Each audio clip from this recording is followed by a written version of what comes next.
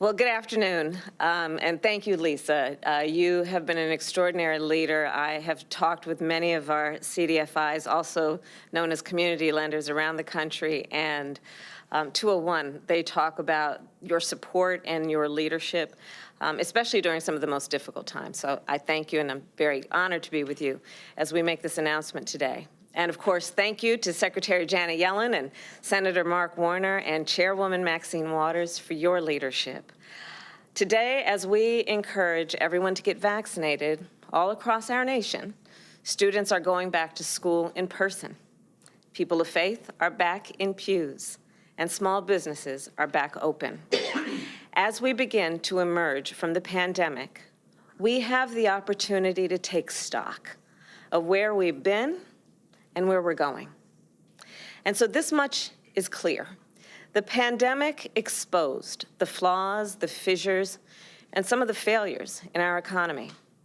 It has accelerated, in many ways, the inequities in our economy.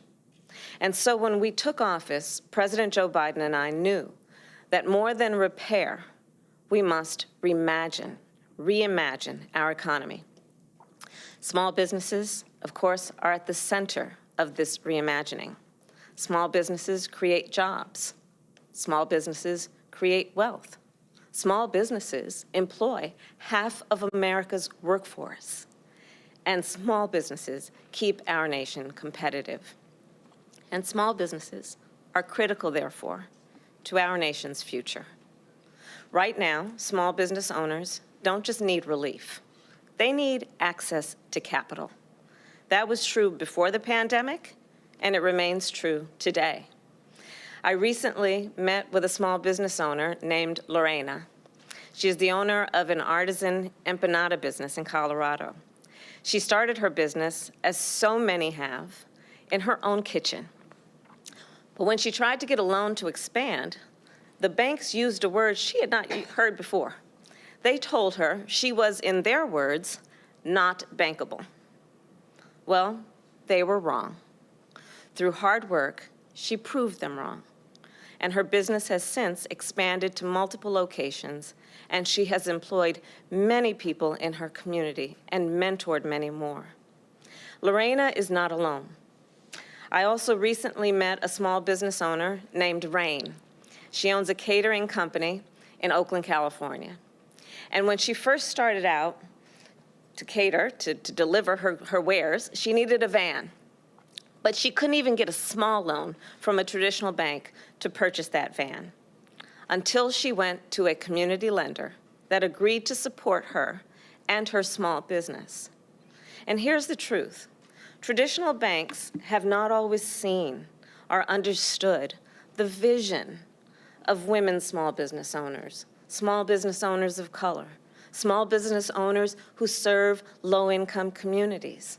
Sometimes their vision is something without or outside of the experience of the big banks to understand and see.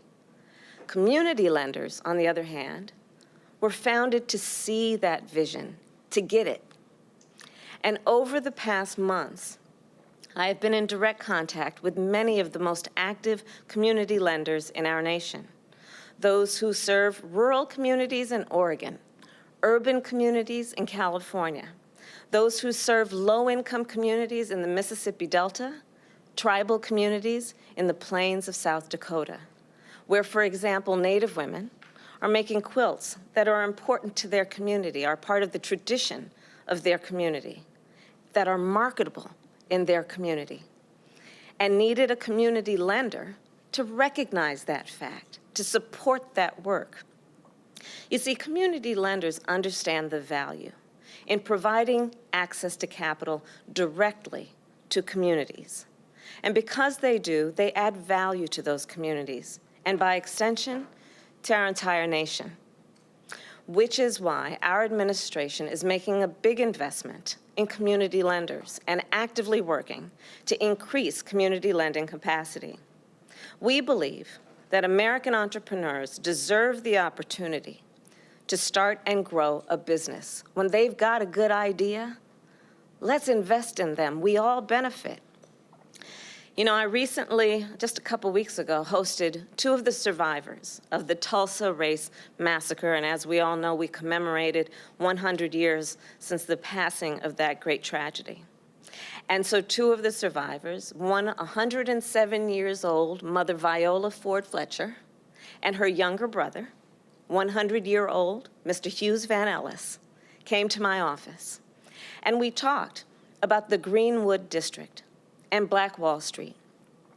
We talked about this essential principle of self-determination. And we talked about how access to capital can help small business owners and workers alike to determine their own future wherever they live. And that is why helping small businesses access capital through community lenders has been a focus of mine for a very long time now. In fact, one of the last actions I took in the United States Senate was to work with my colleagues, Mark Warner is here, to secure $12 billion for community lenders as part of the COVID-19 relief bill. And of course, I did not do this alone. It was a partnership with Leader Chuck Schumer, Chairman Sherrod Brown, Ranking Member Mike Crapo, Senator Mark Warner, Senator Cory Booker, and Chairwoman Maxine Waters. It was a full team effort. And today I am proud that we are announcing the Rapid Recovery Program, which that bill set up and is now operational.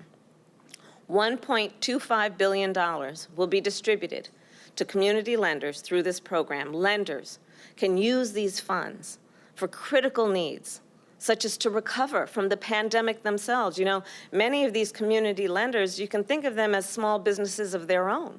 They're based in the community. They need the support. They need resources. They need technical assistance. So that's part of where this will go. It will help folks pay their own workers, create new products, and get more money out the door to small business owners. And I'm going to give you a website. Lenders can visit treasury.gov for more information. And now I'm honored to hand it over to Secretary Yellen to share more details. I will tell you one of the first topics she and I discussed even before our inauguration was how to increase community lending capacity. We've been working together, our teams have been working together on this issue ever since. I know the Treasury Department has been hard at work to get the Rapid Recovery Program up and running. I thank you, Madam Secretary, for all you do, and I will now pass the microphone to you. Thank you. Thank you. Please.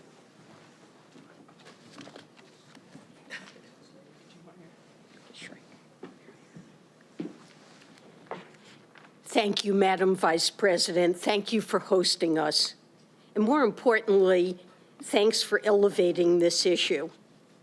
As the Vice President mentioned, today Treasury is awarding $1.25 billion to 863 community development financial institutions across the country. These CDFIs include banks, credit unions, and loan funds, which play a very important role in our financial services ecosystem.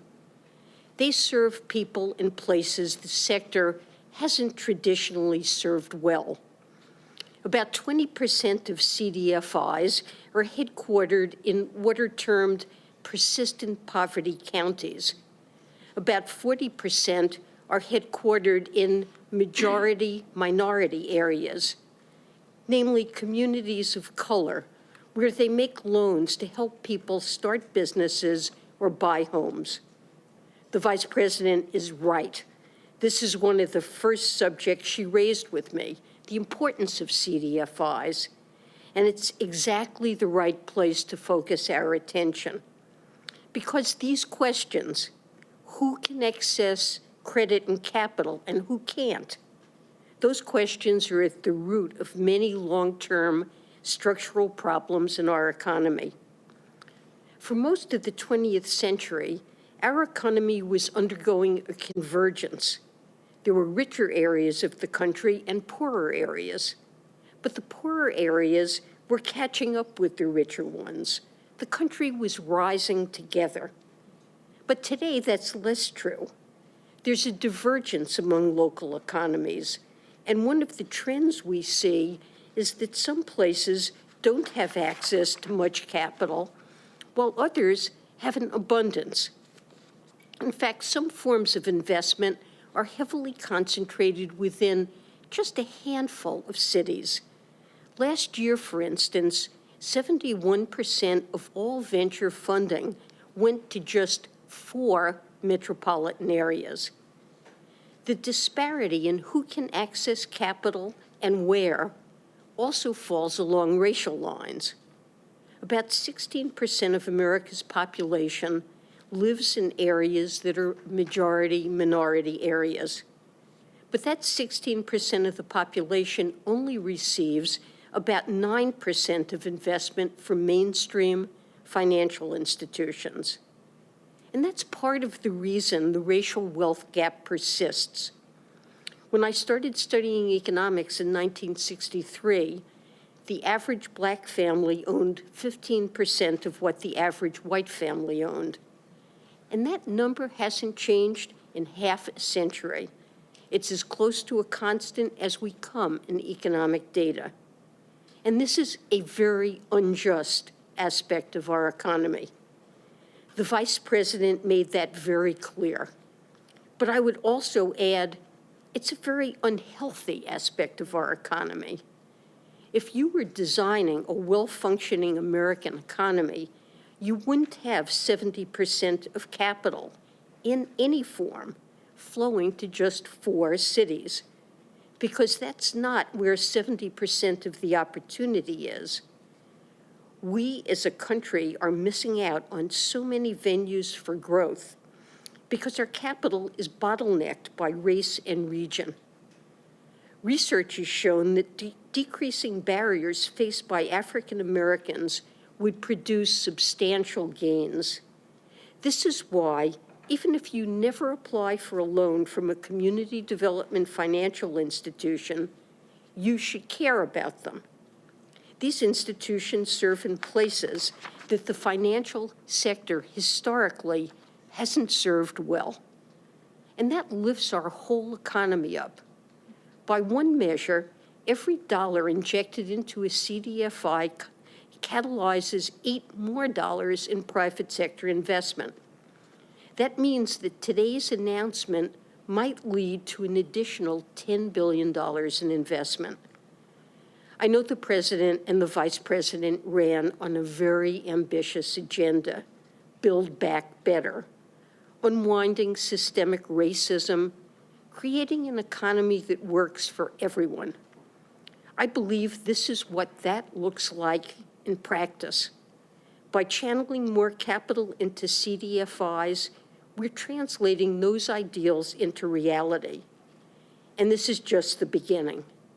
The $12 billion Treasury is now allocating for community lenders is more funding than has flowed through the CDFI fund since its creation in the 90s. With that, I want to thank the entire CDFI team that's made today's announcement possible. And I want to echo the Vice President's thanks to all the members of Congress who helped get this done, including Senator Warner and Chairwoman Waters. And Madam Chair, let me now